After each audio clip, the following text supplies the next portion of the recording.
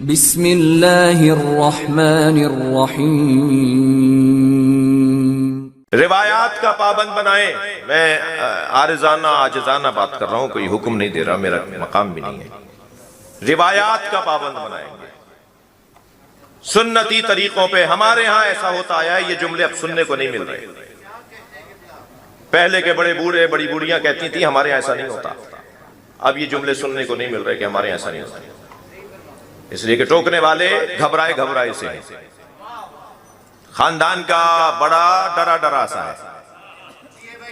अब्बा जान बच्चों से जरा दबे दबे से, वो कोई बात करने को इसलिए सोचते हैं कि क्या मालूम कि जवाब कैसा तड़ाक सा आएगा।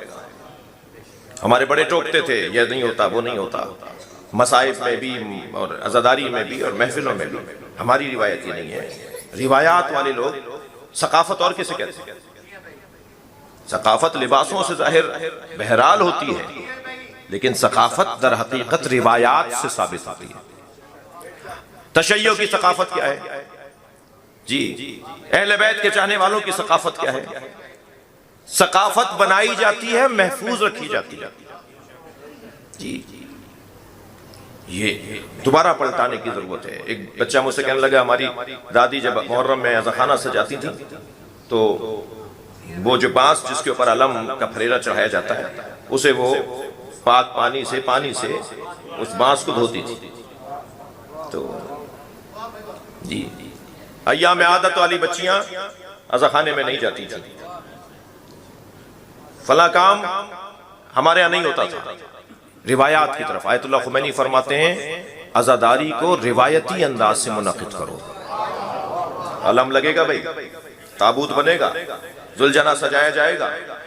हमारे यहां ऐसा होता था, चांदनी बिछाई जाएगी, तबर्रुक में ये खिलाया जाएगा, बानी मजलिस जूतियों में खड़ा होगा। मुझे तो ताज्जुब है उन नए पैसे वाले अज़ादारों से कि वो नौकरों से देख बनवाते हैं, नौकरों से फर्श बिछवाते हैं, नौकरों से मजलिस का इंतजाम करवाते हैं और खुद उन पर हुक्म चला रहे होते हैं। नौकर बड़ा सियाना है, तनख्वाह भी लेगा, हुसैन से शाबाश भी लेगा।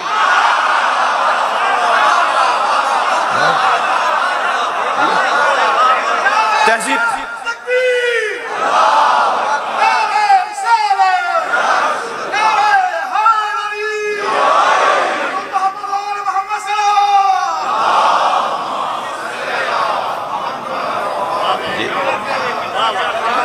मैं जरा इसलिए इस तरह की बातें यहां कर रहा हूं, मुमकिन है कि चंद ज्यादा काबिल लोग ये सोच रहे हो कि साहब अपने मजमून पे तो आके नहीं दे रहे, आधा घंटा हो गया।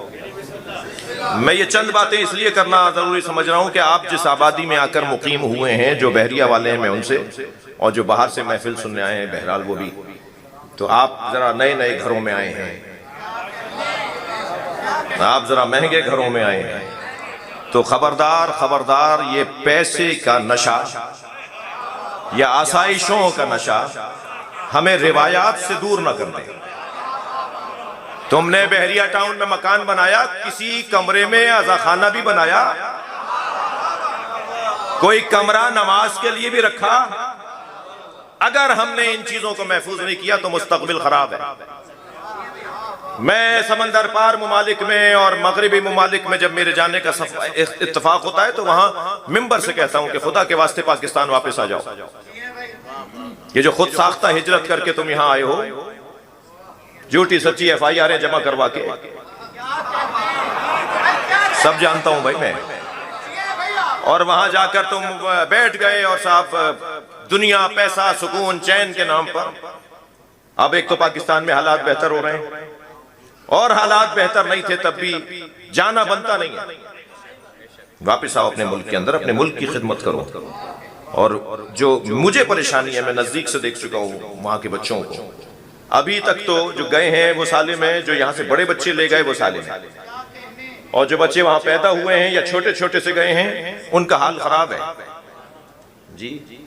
Mister Jawad David John Naqvi, समझ में ही नहीं आ रहा ये ईसाई है या मुसलमान है। महफिल पढ़ रहा हूं भाई, आपको हंसाना गलत नहीं है, मजलिस तो नहीं। सलवात पढ़ लें जरा मोहम्मद वाले।